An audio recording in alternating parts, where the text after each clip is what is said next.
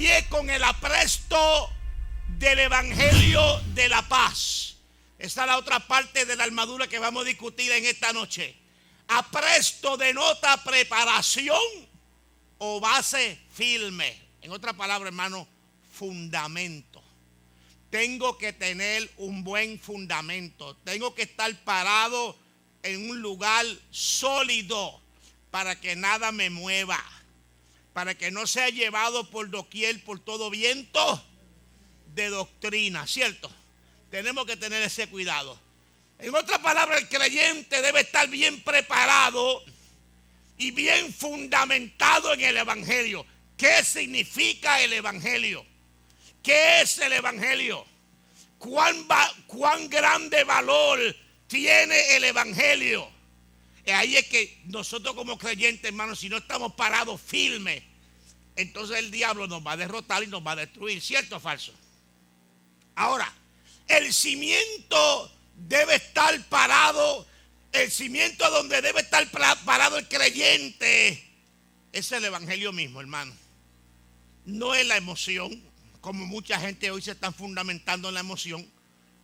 No es la falsa doctrina, ¿cierto? Es lo que establece y dice la palabra de Dios. No lo que dice alguien, no lo que pensamos, sino lo que enseña el mismo evangelio. Ese debe ser, hermano, nuestro fundamento. Alguien puede pararse y decir una locura. Alguien puede llegar y tener una revelación. Pero esa revelación tenemos que llevarla a la luz del evangelio, a la luz de la palabra, a ver si está o no está conforme a la palabra de Dios. Porque, hermano, hay creyentes que el enemigo no tiene que hacer mucha fuerza para derribarlo.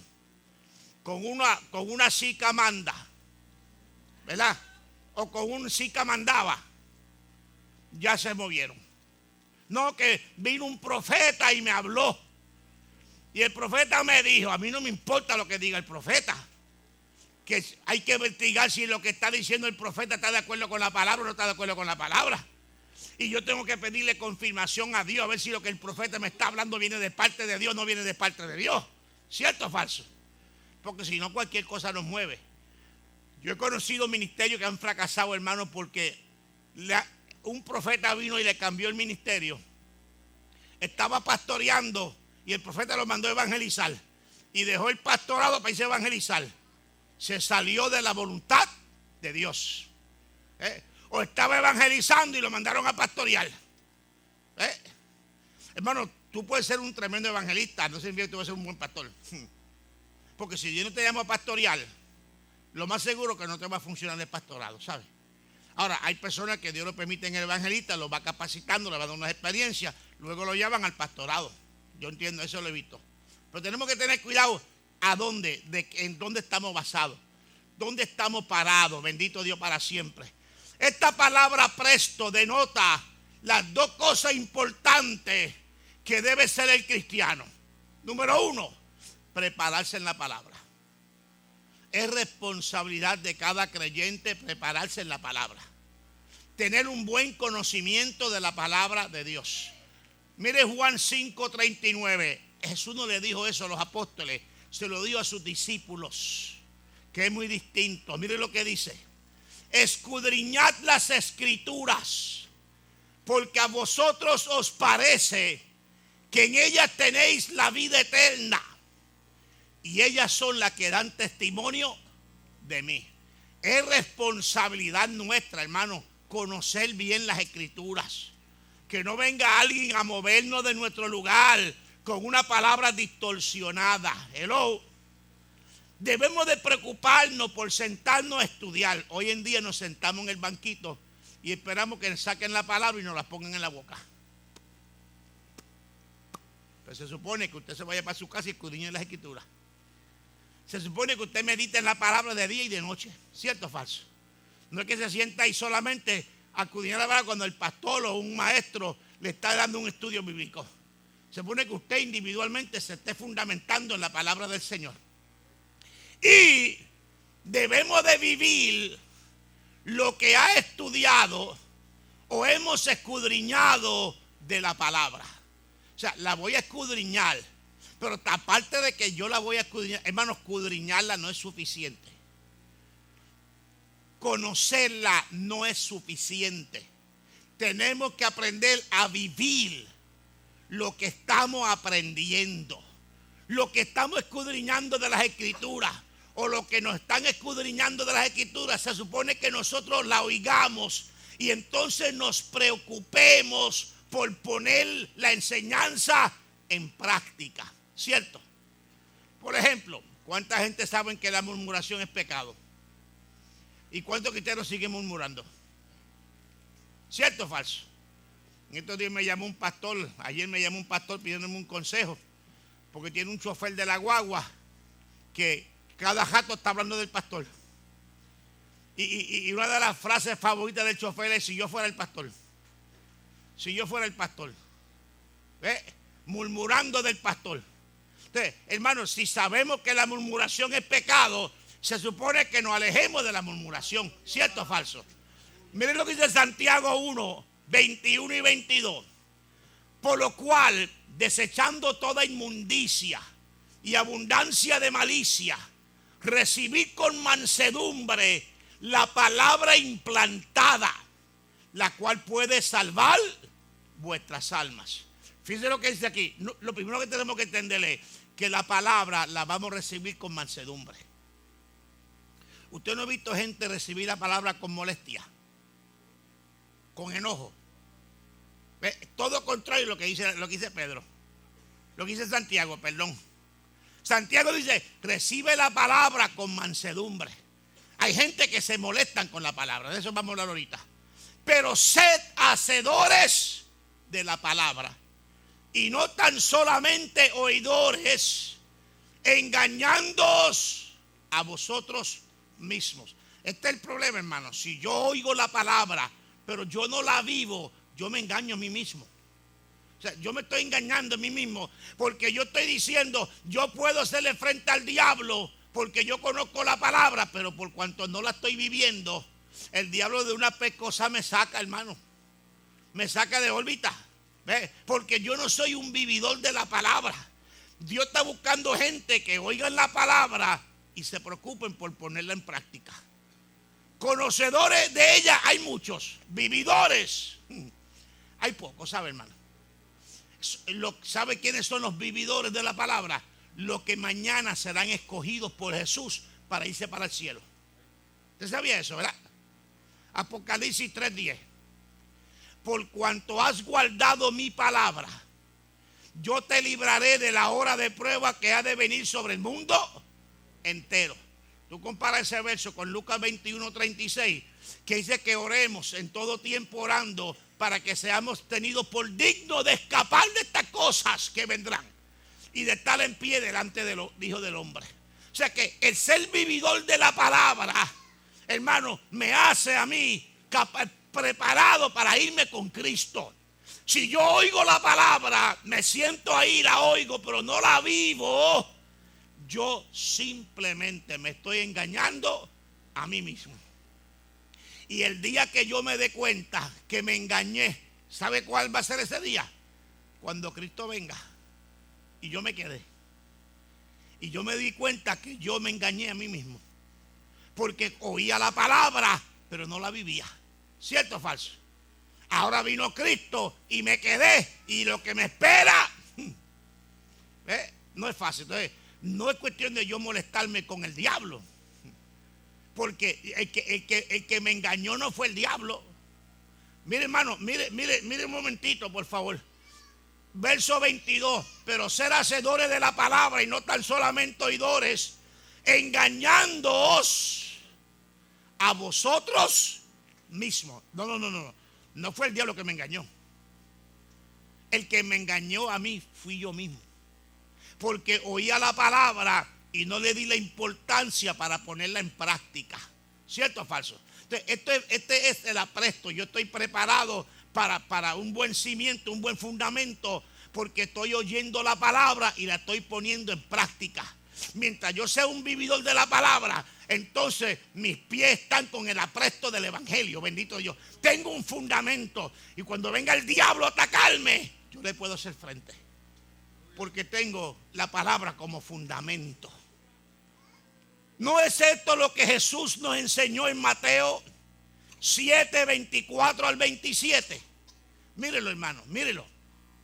Cualquiera pues que me oye estas palabras y las hace, le compararé a un hombre prudente que edificó su casa sobre la roca.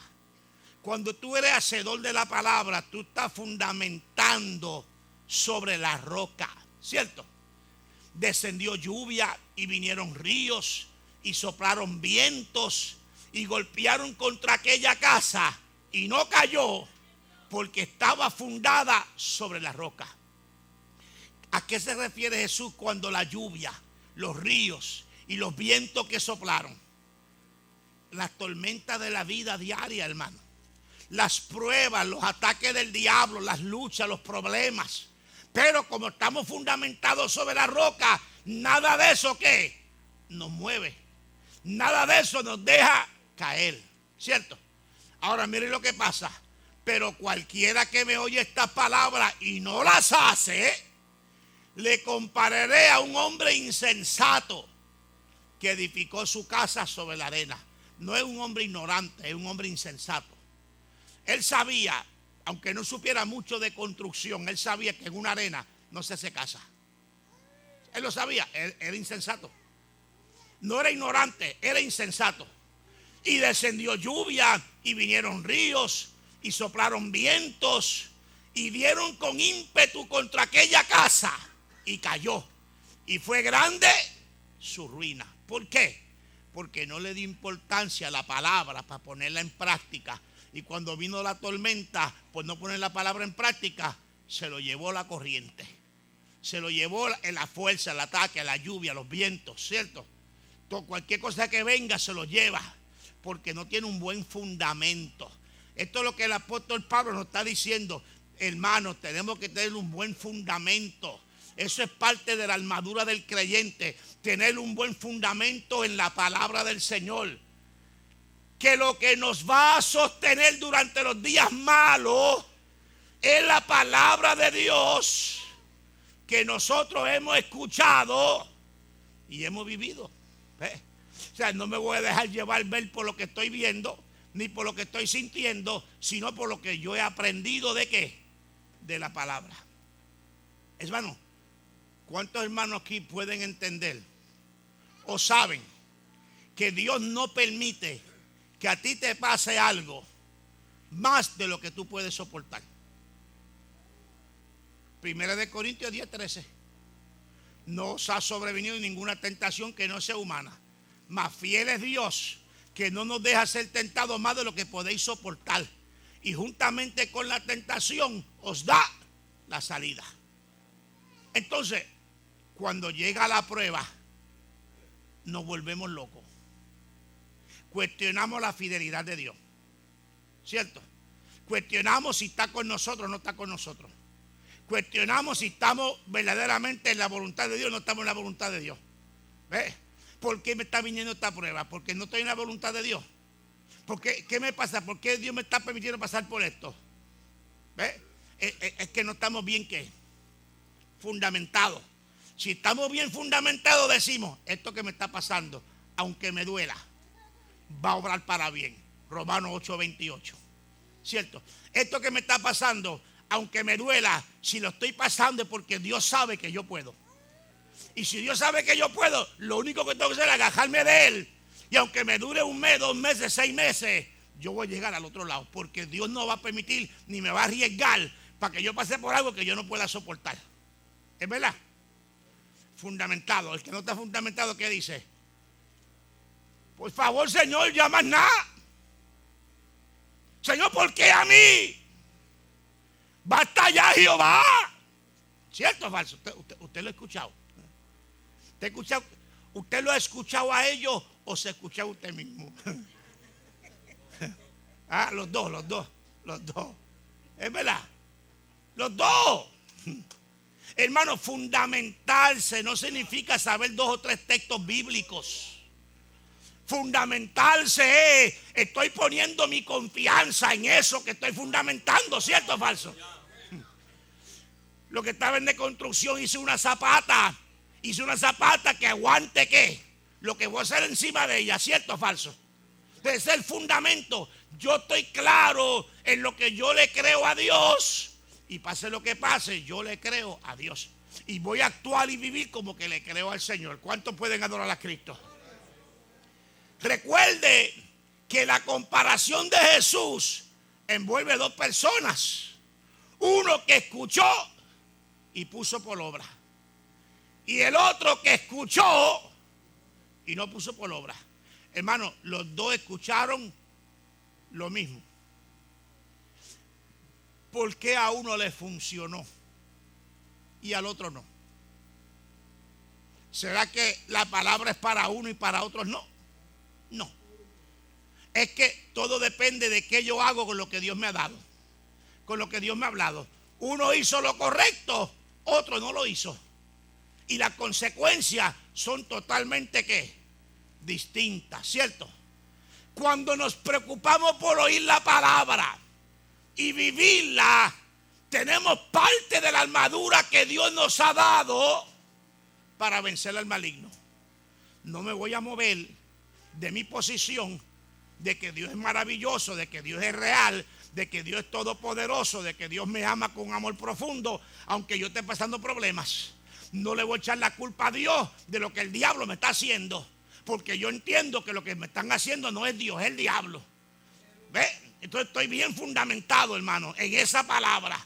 Y ese fundamento, hermano, no va a permitir que yo me caiga de ella. ¿Cuántos adoran a Cristo? Mire, la otra parte de la armadura. Y esta es bien importante porque mire cómo empieza. Sobre todo. Pablo está mencionando la armadura. Ahora a esta que él le va a mencionar, a esta parte de la armadura, él dice sobre todo. Parece que esta es como más importante que los demás, ¿verdad? Sobre todo, tomate el escudo de la fe, con que podáis apagar los dardos de fuego. Cógelo, mira, cógelo. Cógelo, guárdalo ahí para que lo guise mañana. Mire, se me fue el gallo, se me fue.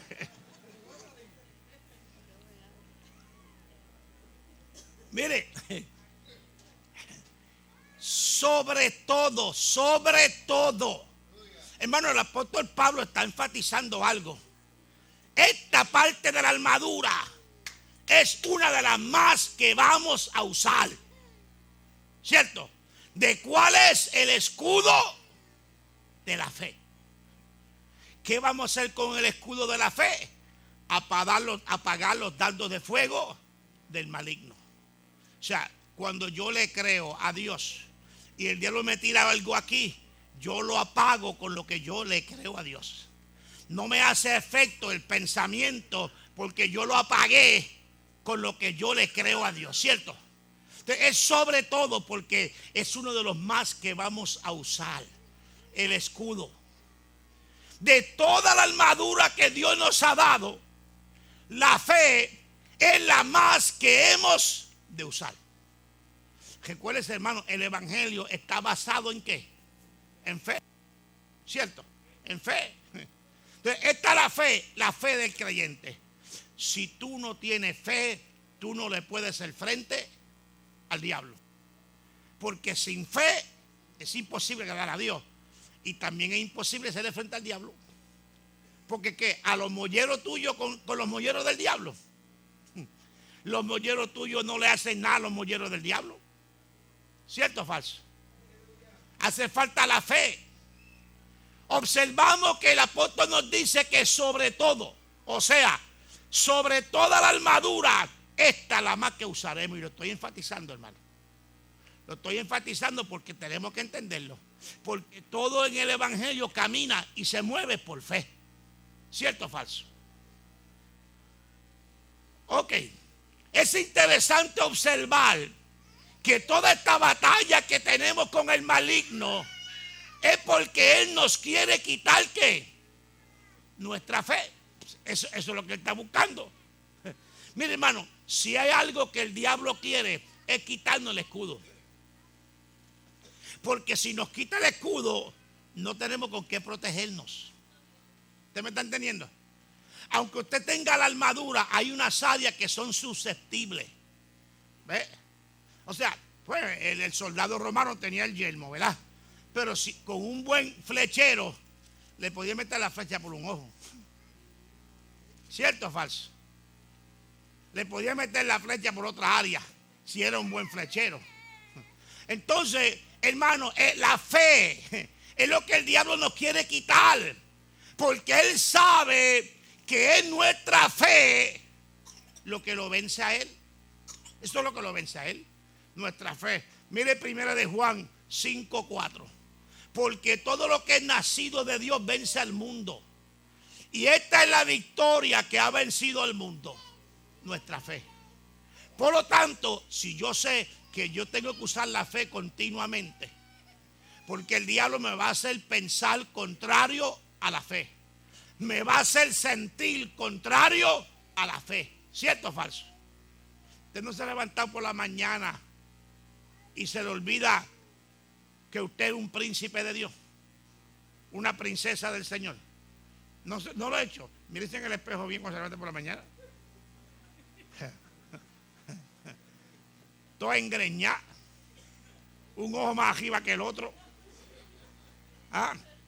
Entonces mira así en el espejo y dice: de verdad que yo soy un príncipe.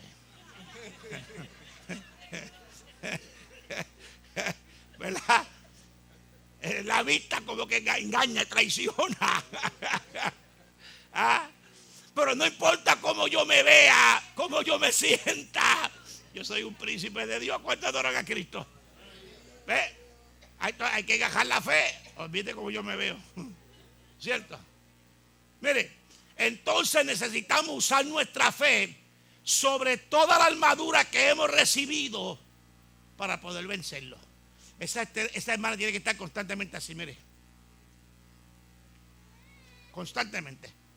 En el carro, en la casa, en la iglesia.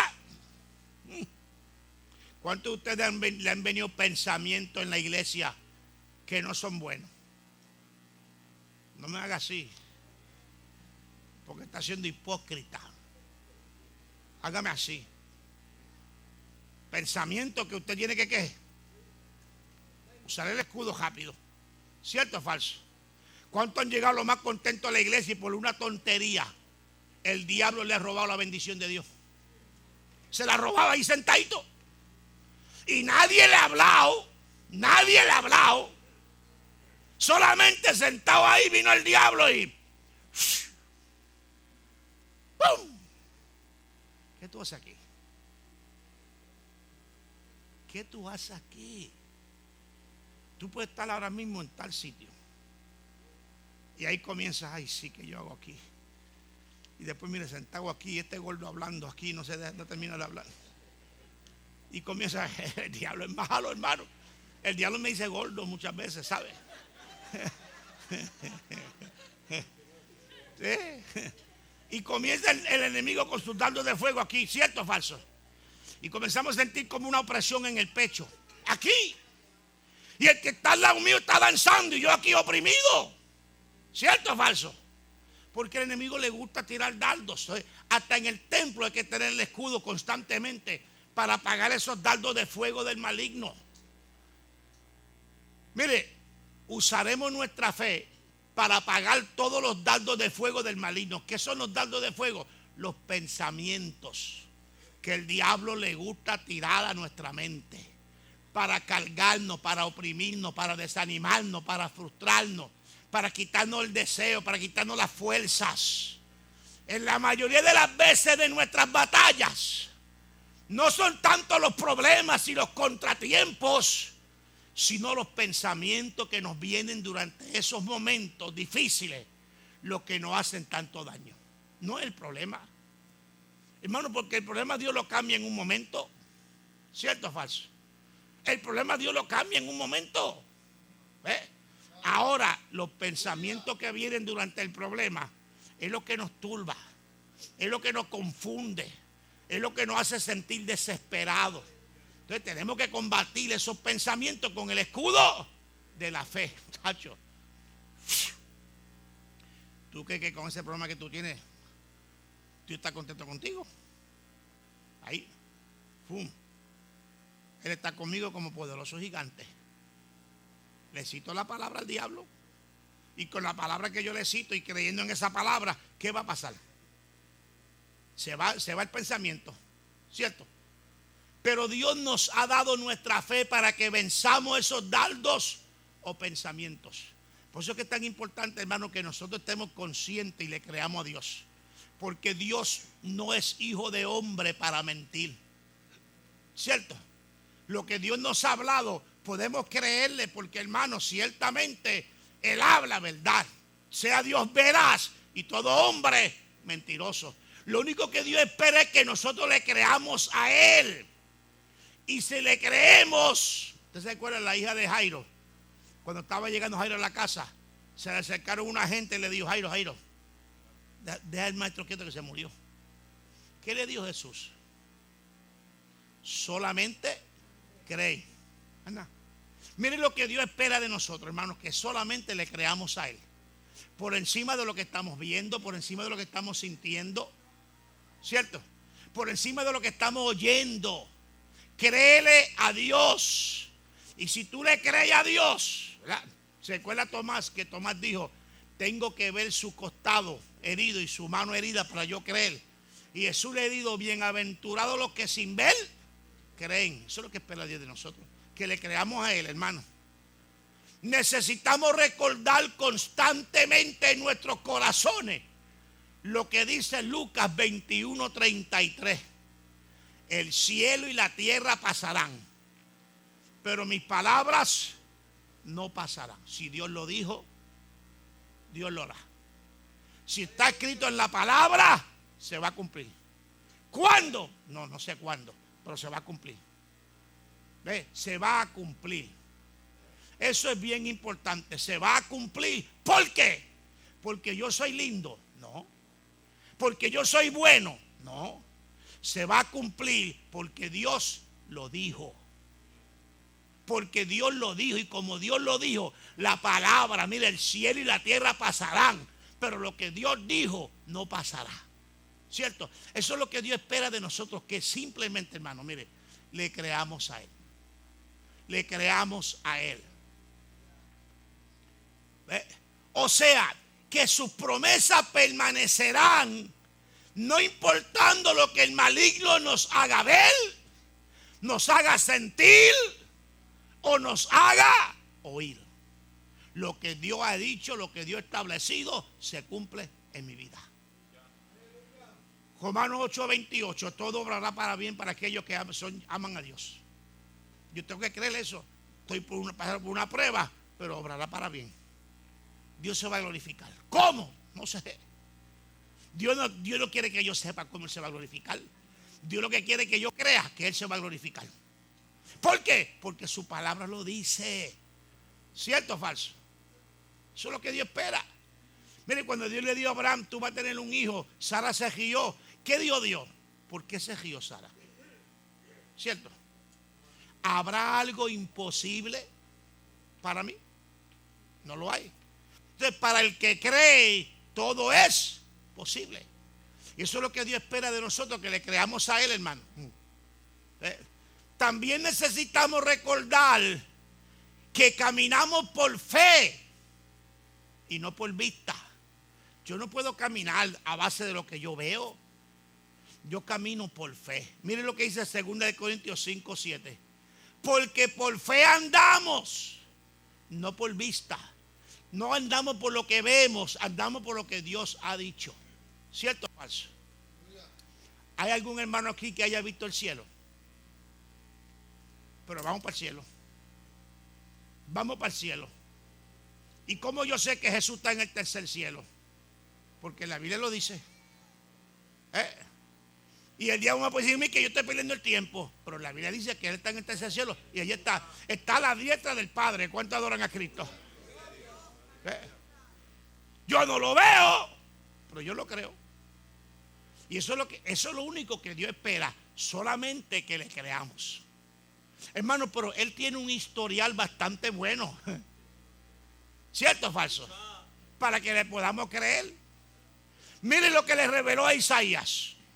Porque un niño os es nacido. Ese niño era Jesús. Y usted sabe, hermano, que pasaron 700 años. Isaías no vio a ese niño nacer.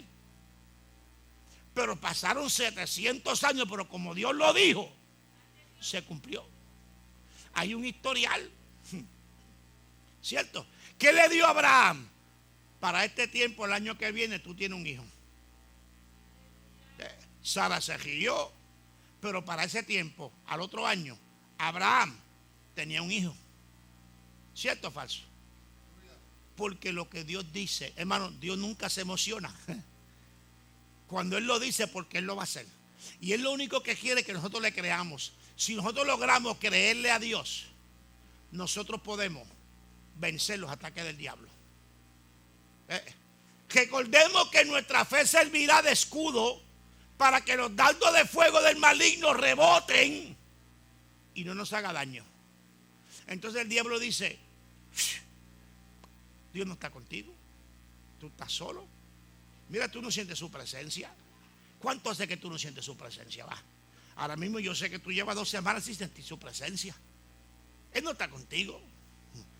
No, Él dijo que iba a estar conmigo todos los días de mi vida. ¿Cierto? Así que si Él lo dijo, aunque yo no lo sienta, Él está conmigo. Eso es creerle a Dios, hermano. Eso es lo que Dios espera, que nosotros le creamos. Pero para creer hay que conocer. ¿No? Porque una pieza de la armadura va en relación con la otra. ¿Cierto o falso? Hermano, si yo le digo a usted, mañana a las 7 de la mañana estoy en su casa y llego a las 9. Y la semana que viene le digo, mañana a las 7 estoy en tu casa y llego a las 9. Y la tercera vez vuelvo de nuevo, le digo, mañana a las 7 y llego a las 9. Por el historial que usted tiene conmigo, ¿usted me va a creer que yo voy a llegar a las 7 de la mañana? Y yo le digo ahora, mañana estoy a las 7 en tu casa. Yo me levanto a las 8 y te llega a las 9.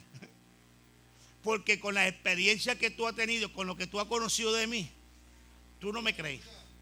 Pero escúchame, con las experiencias que hemos tenido con Dios y con lo que nosotros hemos conocido de Dios, nosotros podemos creerle a Dios.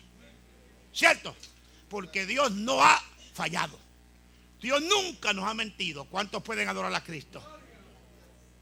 Mire, necesitamos mantener nuestra fe activa y fortalecida para que nos proteja de los ataques del maligno.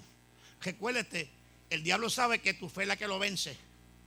Así que si algo él quisiera quitarte, es tu fe. Es tu fe. Porque él sabe que si se te quita la fe, todo del evangelio está fundamentado en la fe. Si él te quita la fe, te quita todo. ¿Cierto? Entonces tú tienes que tener cuidado porque necesitas continuamente fortalecer tu fe. ¿Ve? Y eso, hermano, es bien importante que nosotros como creyentes lo estemos haciendo continuamente. ¿Cómo se hace eso? Manteniendo la palabra viva en nuestras vidas, escuchándola y meditando constantemente en ella. Esa es la clave, hermano.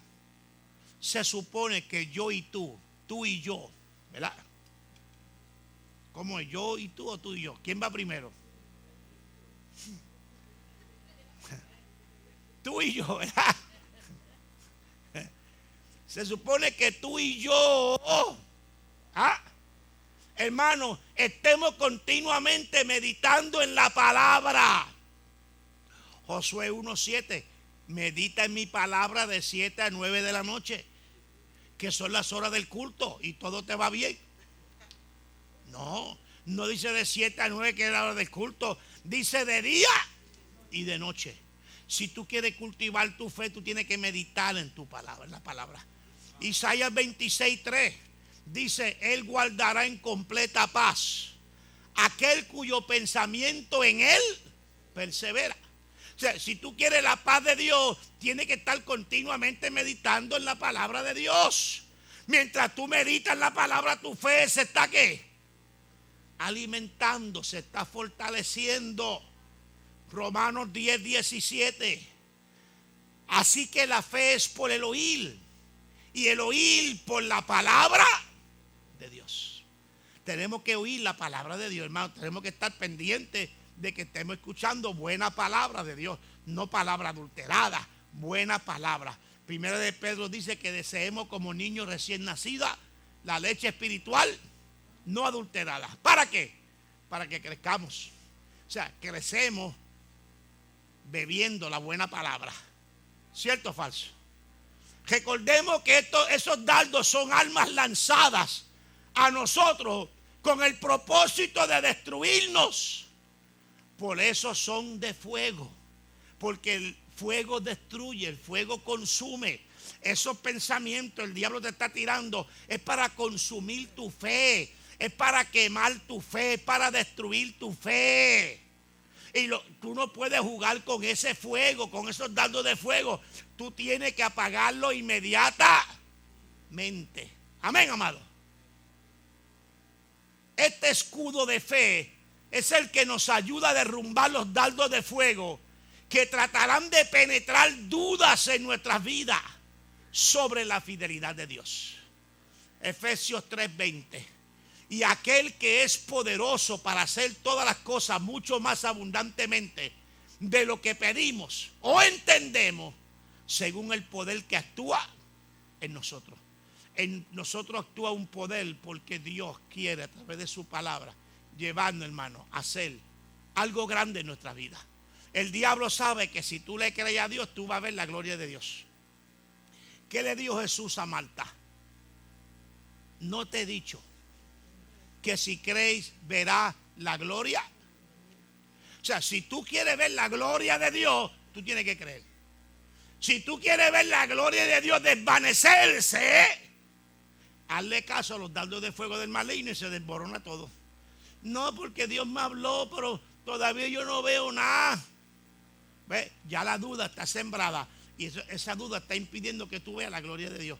El diablo con su dardo de fuego ha logrado apagarte la gloria de Dios en tu vida. La próxima parte de la armadura. Tomate el yelmo de la salvación y la espada del Espíritu. Dos cositas aquí. El yelmo y la espada. El yelmo es el casco que usaba el soldado romano. Porque Pablo le está escribiendo a la iglesia que está viviendo en el tiempo de los romanos.